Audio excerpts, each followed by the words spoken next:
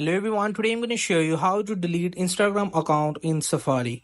I will be just open my Safari browser and make sure you will just have logged in, and we will just move in the right bottom corner option is the profile you will see, and I will be just again just tap on it. This top left corner is the gear icon of settings. Simply just tap on it easily, and from here you will see the meta account center. I will be just get in.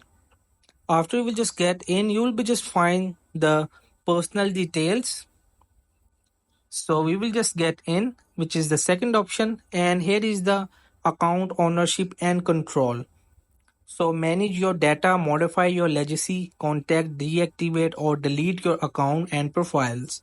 I will be just tab on the third option, and from here you will be just deactivate or delete. So I will be just tab on the second option. So you will just choose your profile, and from here you will, if you want to just temporarily delete, so you will be just choose that deactivate, and if you want to delete the permanent your account, so simply just choose the second option and just tab on it continue and put your password, and in this way you will just have to delete Instagram account in Safari. So hope this video helped you. Please don't forget to like and subscribe and get notified for more videos.